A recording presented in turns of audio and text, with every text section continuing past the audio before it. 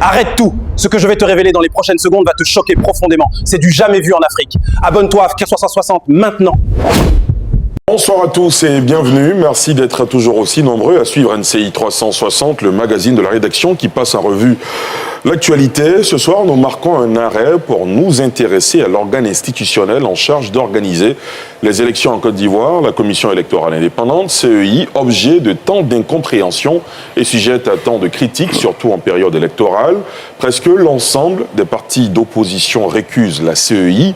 Pourquoi autant de griefs contre la Commission? Que lui reproche-t-on? Les griefs sont-ils fondés? La CEI est-elle victime de sa nature? Est-elle incomprise? Le modèle ivoirien est-il viable dans la perspective d'éviter les conflits pré- ou post-électoraux? Pourquoi à chaque élection en Côte d'Ivoire faut-il craindre des conflits? L'organisation des élections par la CEI a-t-elle une incidence sur les résultats des votes? Enfin, toutes les questions que les Ivoiriens, que vous vous posez au sujet de l'arbitre des élections en Côte d'Ivoire seront posées ce soir dans ce numéro spécial de NCI 360. Et qui mieux que le président de l'institution pour répondre justement à cette kyrielle de questions? Ibrahim Kuibiar Koulibaly, le président de la CEI, est notre invité. Monsieur le Président, bonsoir et bienvenue. Bonsoir, Monsieur Darasouba. Merci d'avoir accepté notre invitation. C'est moi qui vous dis merci de recevoir la Commission et de lui permettre de parler de la matière électorale pour permettre à la population de mieux comprendre de quoi il s'agit. Bien sûr, merci beaucoup d'être là en tout cas. Geoffroy Julien Koro, juriste constitutionnaliste, éditorialiste, bonsoir et bienvenue. Bonsoir. Merci d'être là, Geoffroy. Merci. Merci beaucoup. Alafé Ouakili, journaliste, directeur général de l'Intelligent d'Abidjan, bonsoir et bienvenue. Bonsoir. Merci d'être là, Alafé. Jérôme Andry, journaliste politique au Nouveau Réveil, analyste politique et spécialiste des élections, bonsoir et bienvenue. Bonsoir Darasouba. Première participation à NCI 360. NCI 360. Merci d'être là. Merci. Merci beaucoup. Alors, je vous le disais à l'instant, la CEI, Commission électorale indépendante, se lance dès demain, 1er juillet 2024, dans une opération d'éducation civique et électorale qui conduira les équipes de l'institution dans les 31 régions du pays. C'est bien cela, Monsieur le Président? C'est exact. Une caravane d'explication de proximité de la CEI à quelques mois de la prochaine révision de la liste électorale qui ouvrira le tout nouveau cycle électoral dans notre pays. Avant d'ouvrir l'entretien avec vous, Monsieur le Président, je vous propose à vous et à nos téléspectateurs de voir ce sujet de Thiem Edandje. La CEI, Commission électorale indépendante, à l'assaut des populations à compter de demain lundi, 1er juillet 2024. L'institution électorale du pays entame en effet dans 24 heures sa campagne nationale d'éducation civique et de sensibilisation de masse. Une descente sur le terrain, dont le top départ a été donné à l'ENA, École nationale d'administration. Un lancement présidé par Ibrahim Kuibiar Koulibaly. En face des auditeurs de l'ENA, pour le grand oral, le président de la CEI mettait en lumière les différentes opérations de son institution et les motivations de la campagne citoyenne de proximité lancée. C'est pour permettre à nos jeunes frères, aux auditeurs de comprendre la matière électorale, de la posséder et afin d'être porteur auprès de la population. Parce que quand vous demandez à un citoyen qui va devenir électeur de donner son suffrage à un candidat, il faut qu'il lui donne en connaissance des causes. Et d'où l'intérêt d'être présent. Et la campagne va durer 2 mois. 2 mois sur toute l'étendue du territoire. Dans toutes les 31 régions, dans tous les départements, nous allons procéder à la sensibilisation de la masse pour que les gens sachent que l'élection ne rime pas avec la guerre, ne rime pas avec la violence. L'élection, c'est un jeu, aussi important soit-il, c'est un jeu qui consiste pour le citoyen à donner un peu de son suffrage à ses représentants pour le bonheur des électeurs. Bien avant le grand oral, auditeurs et direction générale de l'ENA saluaient le choix de leur lieu de formation d'élite pour abriter le lancement de la caravane d'éducation à la matière électorale, avant de s'engager à en être des ambassadeurs pour des opérations à venir inclusives, populaires et sans heurts. Les opérations du prochain cycle électoral en Côte d'Ivoire débutent par la révision de la liste électorale, courant dernier trimestre 2024. Monsieur le Président de la CEI, vous dites dans le sujet que l'on vient de voir que les élections, c'est un jeu, Oui. mais ce n'est pas un jeu finalement en Côte d'Ivoire. Quand on pense à 2010, quand on pense à un peu plus loin même dans le temps, on pense à 2000, on pense à 2020. Finalement, en Côte d'Ivoire, les élections cristallisent les attentions, crissent même le climat sociopolitique. Vous dites c'est un jeu. Est-ce que pour un jeu, on a besoin de faire une tournée pour sensibiliser? C'est bien parce que la matière électorale n'est pas forcément bien comprise de tous. C'est ça. C'est un jeu, allusion faite ici à la compétition. Il s'agit d'une compétition. Et une compétition suscite toujours beaucoup de passion. Et là où il y a la passion, il n'y a pas souvent la raison. C'est un jeu, mais un jeu important. Parce que c'est par ce jeu que le peuple donne le pouvoir à ses gouvernants. Parce que, M. Diarra-Souba, vous permettrez que je donne la définition de ce que c'est que l'élection. Bien sûr, allez-y. L'élection, c'est une opération, de façon simple, c'est une opération au cours de laquelle un citoyen appelé électeur, parce qu'inscrit sur la liste électorale, porte son choix sur un autre citoyen qu'on appelle le candidat pour permettre à celui-ci de gérer son destin à travers un ensemble de règles qu'on appelle le scrutin. Voilà l'élection. Donc l'élection met en face les acteurs et enfin l'organisation des élections. Alors pourquoi la commission électorale suscite tant de critiques? C'est parce que la commission électorale indépendante est l'organe qui est en charge de l'organisation des élections. Sinon, la commission électorale indépendante ne fait pas partie des acteurs directs de l'élection, parce que l'élection met en face un électeur et un candidat. Voyez-vous, le candidat, ou d'abord l'électeur, c'est celui-là, conformément au code électoral, qui est inscrit sur la liste électorale parce qu'il est ivoirien, il a 18 ans, et il incarne une certaine probité parce que jouissant de ses droits civils et politiques et n'étant frappé d'aucune incapacité. Voilà l'électeur. Mais alors, l'électeur, il a entre ses mains ce que le professeur Maurice Horiou appelle le pouvoir du suffrage. C'est-à-dire le pouvoir de donner le pouvoir à son représentant. Mais pour cela, il faut que l'électeur lui-même soit conscient de ce qu'il a un pouvoir.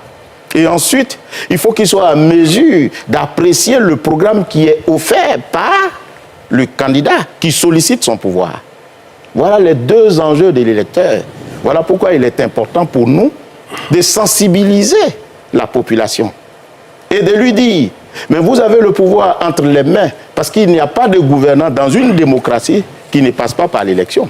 Et l'élection, c'est l'opération qui permet à toi, électeur, citoyen, de donner le pouvoir au candidat qui le sollicite à travers la présentation d'un programme. Et ensuite, nous avons le candidat. Ce qui me peine un peu, c'est qu'on a l'impression que la commission électorale indépendante fait partie de la compétition électorale. Non! Il y a deux acteurs dans la compétition électorale. Il y a l'électeur d'un côté qui donne le pouvoir, et il y a le candidat à qui on donne le pouvoir. Et le candidat, comme un pêcheur à la ligne, cherche à séduire l'électeur pour avoir son suffrage. Donc, comme un pêcheur à la ligne, il propose, il offre à la population un projet de société. Voyez-vous, la loi relative à la création des partis politiques, en son article 1er, dit ceci.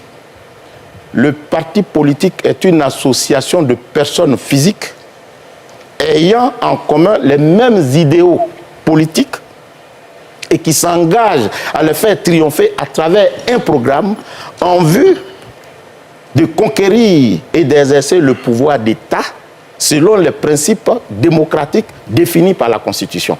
Ça, c'est l'article 1er de la loi qui le dit. Et l'article 9 vient vous dire encore, excusez-moi de parler un peu de ces articles, c'est très important, c'est pour dire que ça ne vient pas de l'inspiration du président, ça vient des textes, et c'est donc encadré. L'article 9 dit que les statuts des partis politiques, entre autres, doivent contenir un projet et un programme. Et voilà pourquoi le constituant dit en son article 25 dans la Constitution que les partis politiques concourent à l'expression du suffrage. Mais comment peut-on concourir à l'expression du suffrage? Mais c'est en proposant un programme à l'électeur. Et l'électeur n'adhère au programme que lorsqu'il est convaincu que celui-ci prend en compte ses préoccupations. Sinon, ça ne sert à rien. C'est cela. Donc, vous comprenez bien que la commission électorale, qui est un acteur comme les autres, mais un acteur indirect, parce que lui, il se charge, comme les juridictions, comme les organes en charge de la régulation de la presse, de la communication, pour participer à l'organisation des élections, mais n'est pas un acteur direct comme l'électeur. Donc, il est très important que l'électeur sache qu'il a un pouvoir important. Et permettez-moi de dire ceci sur cette question, que c'est conscient de cela. conscient de ce que l'électeur doit avoir conscience lui-même du pouvoir qu'il détient entre ses mains, que le législateur dit qu'il faut qu'il ait 18 ans au moins. Et ensuite, vous verrez que par le passé, je le disais tantôt, pour être électeur par le passé, soit vous avez beaucoup d'argent, soit vous êtes instruit. On appelait cela le suffrage censitaire. Le suffrage censitaire, c'était le suffrage qui autorisait une personne à avoir la qualité d'électeur quand celle-ci payait un certain montant d'impôt. Et quand vous payez ce montant d'impôt, on se dit, ce monsieur, il a le droit de regarder la gestion de la chose publique. Donc on lui confère la qualité d'électeur. Ou à défaut, il y a ce qu'on appelle le suffrage capacitaire. Le suffrage capacitaire obligeait le citoyen à passer un test en ce qui concerne la compréhension du fonctionnement des institutions de la République. Vous voyez, pour dire que n'est pas n'importe qui un électeur. Et aujourd'hui, le constituant ivoirien dit que le suffrage est universel, même s'il est subordonné à l'acquisition, à la satisfaction d'un certain nombre de conditions, mais il est ouvert à tous les citoyens. Il est donc bon que le citoyen soit conscient de ce pouvoir important qu'il a entre les mains et d'en faire un bon usage. Très bien, on va évoquer évidemment toutes ces questions d'entrée de jeu. Monsieur le Président, vous évoquez les acteurs d'une élection, évidemment en Côte d'Ivoire, les électeurs, le candidat. Est-ce que là-dessus, on est tous d'accord que les citoyens n'ont pas toujours l'impression d'avoir le pouvoir de désigner celui qui est censé diriger le pays, évidemment les candidats, cette notion d'avoir un projet de société justement pour séduire l'électorat. Réaction Bon, je voudrais rebondir un peu à ce que le président, monsieur le président, vous avez indiqué tout à l'heure que les citoyens doivent savoir que l'élection c'est un jeu. Finalement, on donne un peu raison à Joseph Staline qui dit que ce n'est pas ceux qui votent qui décident, mais c'est ceux qui comptent les votes qui décident. Pour vous, qui n'a pas compris ces règles du jeu? Est-ce les citoyens ou bien les politiques? Attends, t'as vu ce qu'on vient de révéler, mais c'est rien comparé à ce qui arrive dans la suite. La vérité qui va tout faire exploser et que personne n'ose montrer. Puisque à chaque élection, on a l'impression que la crise vient des politiques. Qui n'a pas compris les règles du jeu? Est-ce que c'est aux citoyens qui n'ont pas compris, ou bien c'est ceux qui... parce que vous avez dit qu'il y a le candidat et l'électeur. Qui n'a pas compris les règles du jeu? Mais moi, je pense que c'est tout le monde. C'est tout le monde. Parce que bon nombre d'électeurs ne participent même pas, bon nombre de citoyens ne participent pas à l'élection. Et après, ils se plaignent. Ils disent, oui, mais ce monsieur que nous avons mis à la tête de notre pays n'a pas fait ci, n'a pas fait ça. Mais certainement, si vous aviez pris le soin de vous inscrire sur la liste électorale, si vous aviez pris soin de le désigner par le vote, par le bulletin que vous allez mettre dans l'urne, certainement que celui qui est là ne serait pas là. Donc souvent, ils ne savent même pas que ces personnes qui les dirigent le sont parce qu'eux, ils l'ont voulu par l'exercice du vote. Quant au candidat, mon cher frère, généralement, le candidat ne met même pas devant son programme. C'est son équation personnelle qu'il met. Alors que, quand vous regardez les dispositions dont j'ai fait état tout à l'heure, mais priorité est donnée au programme. Parce que, de quoi s'agit-il? Mais il est fait obligation au candidat d'avoir un programme, lequel programme, pour être viable, doit tenir compte de la réalité de l'électeur. Je suis candidat, je suis porteur de votre bien-être. Mais comment vous pouvez être porteur de mon bien-être si vous ne me connaissez pas? Si vous ne savez pas quelles sont mes difficultés? Donc il appartient au candidat d'identifier d'abord les difficultés de la population. Ensuite, de leur trouver des solutions. Mais mon frère, voyez-vous, moi j'ai besoin d'eau. Vous me donnez à manger. Vous n'avez pas encore identifié mon problème. Même si l'eau est aussi importante, mais c'est de la nourriture dont moi j'ai besoin.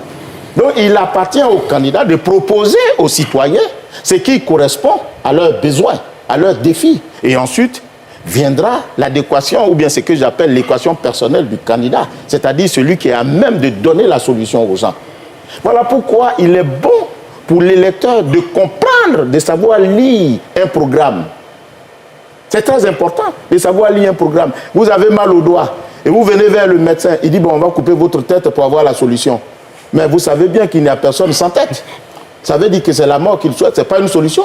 Donc il faut que l'électeur sache, comment on appelle, identifier à travers les solutions à sa préoccupation, les solutions qui sont les bonnes. Voilà pourquoi c'est une nécessité que les uns et les autres se préoccupent de la matière électorale, parce que ce n'est pas donné à n'importe qui de venir exercer le pouvoir. Figurez-vous, messieurs, nous qui sommes sur le plateau, mais le rôle d'un président, c'est quoi? Mais c'est de déterminer, de conduire la nation. La politique de la nation, ce n'est pas n'importe quoi. Le rôle d'un député, c'est quoi? Mais c'est de voter la loi qui n'est rien d'autre que l'expression du peuple, qu'il traduit en forme légistique et juridique. Et ensuite consentir l'impôt pour se donner les moyens d'exécuter cette loi qui est l'expression de la volonté du peuple. Et que sont les représentants des citoyens au plan local? Mais c'est des agents de développement. Vous comprenez bien que les missions qui sont celles de ces représentants sont aussi importantes et qui nécessitent donc que les uns et les autres soient pénétrés profondément de la matière électorale. Absolument. Geoffroy Julien Kouao. Oui, merci. Merci, Monsieur le Président.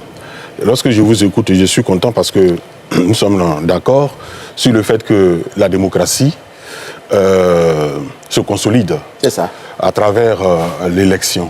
Donc l'élection est accordée à la démocratie. Absolument. Mais à l'observation, en Côte d'Ivoire, l'élection participe à fragiliser la démocratie. Malheureusement. C'est pourquoi j'ai 4 préoccupations à vous soumettre et nous allons voir comment on peut échanger. D'accord. Quand nous prenons la Constitution ivoirienne, 8 novembre 2016, en son article 52, l'article 52 dispose que le suffrage est universel, libre, égal et secret. Et vous l'avez bien dit tout à l'heure, le suffrage est universel parce qu'il s'oppose au suffrage restreint. Au départ, était le suffrage restreint qui empêchait une catégorie de personnes d'être, n'est-ce pas, électrices et candidates.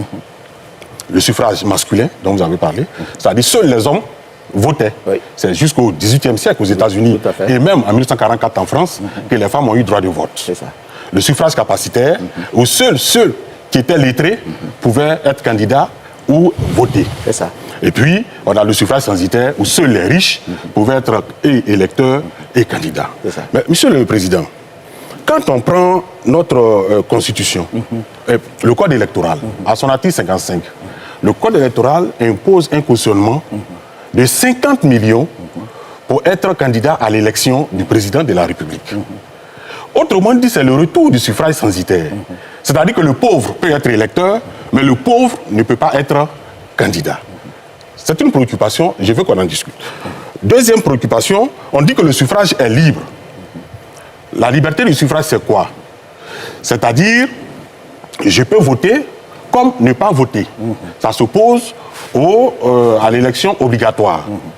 Mais moi, je pense que, vous avez tout à l'heure parlé de l'abstention, du fait que les gens ne partent pas voter. Du désintérêt même. Du désintérêt. Je pense qu'il faut faire le contraire. Le vote ne doit pas être une liberté, mais une obligation. Il y a déjà plus de 40 pays au monde qui le font, dans le Brésil, dans l'Égypte en Afrique, la RDC en Afrique. On est d'accord? Bien. Parce que si on me parle de liberté, mais ce n'est pas une atteinte à la liberté. Parce que quand on m'impose, par exemple, l'obligation fiscale, mais moi je peux dire, bon, ça ne m'intéresse pas de participer à la vie financière de l'État. Quand on me dit que l'école est obligatoire, mais moi je peux dire, mais attends, si je ne mets pas mon enfant à l'école, où est le problème? Mais nous connaissons la pertinence de l'éducation pour l'État et pour l'individu lui-même. La pertinence de l'impôt pour le fonctionnement de l'État. Mais comme vous l'avez si bien dit tout à l'heure, l'élection participe à désigner ceux qui conduisent au quotidien notre destin. Or, aujourd'hui, nous sommes dans la démocratie de l'abstention en Côte d'Ivoire. Je vous donne 3 exemples. Le référendum de 2016, 44% de taux de participation. Vous me corrigez si je me trompe dans les chiffres. 44% de taux de participation, inférieur à 50%. Cette constitution, elle est légale, mais elle est illégitime. Quand on prend les dernières élections municipales, prenons les 3 principales communes d'Abidjan. À Yopougon, le taux de participation était à 27%. 20% à Bobo, 19% à Cocody. Ces autorités élues ont une base légale, mais n'ont pas de base légitime. Ils ne sont pas légitimes. Autrement dit, le vote obligatoire va participer à combattre l'abstention et à consolider la légitimité des élus, parce que en démocratie et en politique, c'est moins la légalité que la légitimité qui conforte le pouvoir. Troisième préoccupation, le suffrage est égal, dit la Constitution. Mais l'égalité, c'est quoi? C'est l'égalité et des électeurs et l'égalité et des candidats. L'égalité des électeurs, c'est quoi? Un électeur, une voix. L'égalité des candidats, c'est-à-dire les candidats ont les mêmes moyens pour aller à la compétition, comme vous l'avez dit tout à l'heure. C'est une compétition. C'est pourquoi, dans les grandes démocraties, on fait ce qu'on appelle le plafonnement des dépenses électorales. Prenons l'actualité. Aujourd'hui, nous venons d'avoir les élections législatives en France. Qu'est-ce que En France, il y a un plafonnement des élections législatives qui est de 38 000 euros. Converti en CFA, ça fait, je crois, 24 millions. Donc vous avez 24 millions pour battre l'élection, pour faire campagne. Ce qui fait que tous les candidats sont au même niveau. Si vous dépassez, vous êtes sanctionné. Et votre victoire vous est retirée. C'est pourquoi vous voyez par exemple le président Hollande, même le président Macron et les ministres sur le terrain aller avec les gens, parce qu'on ne peut pas. Mais chez nous, il n'y a pas de plafonnement. De sorte qu'un milliardaire sera toujours candidat. Et c'est l'absence de plafonnement qui fait que l'Assemblée nationale n'est pas la représentation de la nation, mais la représentation des élites. On n'a ni de chauffeurs là-bas, on n'a pas de servantes à l'Assemblée nationale, on n'a pas de taximètres à l'Assemblée nationale, on n'a pas d'ouvriers à l'Assemblée nationale, on n'a pas de paysans à l'Assemblée nationale. Or, dans les grandes démocraties comme la France, par exemple, notre sœur Rachel Keke, elle est chef, elle est ménagère, elle est servante, mais elle est députée. Il y a plus d'une trentaine d'ouvriers au Palais Bourbon. Mais chez nous ici, l'absence de plafonnement fait que c'est seulement les élites, les classes populaires ne sont pas représentées. Dernière préoccupation, très bien, Président, très rapidement. Le vote est secret. Le secret signifie quoi? Qu'on ne doit pas savoir l'expression du suffrage d'un individu. D'où l'importance de l'isoloir. Mais il y a un problème à mon sens. L'article 55 du Code électoral, l'article 54 plutôt, du Code électoral dispose que pour être candidat, par exemple à la présidentielle, il faut un parrainage. Et le parrainage est donné par l'électeur. C'est une bonne chose. Seulement, un électeur ne peut pas donner plus de ce qu'on appelle d'un parrainage. Ça veut dire que si moi, je suis électeur, j'ai parrainé le président Koulibaly, je ne peux pas parrainer la candidature de M. Ali Diarra-Souba. Vous voyez que ça pose un problème. Ça veut dire qu'il y a une présomption de choix. Ça veut dire que j'ai porté mon choix sur M. Koulibaly. Autrement dit, mon vote n'est plus secret. Monsieur le Président, voici les 4 préoccupations que je voulais vous soumettre. Très bien. Alors, moi, je me rends compte qu'il y a des sujets qui sont peut-être pas l'initiative de la CEI, qui relèvent peut-être Oui, bien sûr. Oui. Je vais laisser le Président réagir là-dessus. Mais je veux dire qu'on a 2 heures de temps d'horloge. Autant éviter les sujets qui ne relèvent pas des prérogatives de la CEI. Monsieur le Président, Geoffroy-Julien Koro a évoqué 4 préoccupations qui sont pertinentes. Beaucoup d'Ivoiriens se posaient également ces questions-là. C'est à vous. Alors, merci beaucoup, M. Diarra-Souba, de préciser très bien qu'effectivement, ce que M. Kouao vient de dire, bien que ce soit pertinent, ça ne ressortit pas à la compétence de la Commission électorale indépendante. Mais il est bon de préciser ceci. L'article 52 de la Constitution dont vous avez fait cas parle du suffrage. Les 4 éléments dont vous avez fait cas, c'est le suffrage. Évidemment. Donc, ça ne concerne pas le candidat. C'est du suffrage dont il est question. Suffrage, c'est de donner le pouvoir à quelqu'un. Donc, ce sont des conditions. On dit le suffrage est universel. L'universalité du suffrage vient de ce que tout citoyen peut être électeur, à condition de remplir un certain nombre de conditions simples. C'est-à-dire être ivoirien, avoir 18 ans, jouir de ses droits civils et politiques et être inscrit sur la liste électorale. Voilà les 4 conditions que la loi impose aux gens. Voilà, la nympho qui a tout secoué aujourd'hui, et ce n'est que le début. Si cette révélation t'a choqué autant que moi, imagine ce qui arrive demain.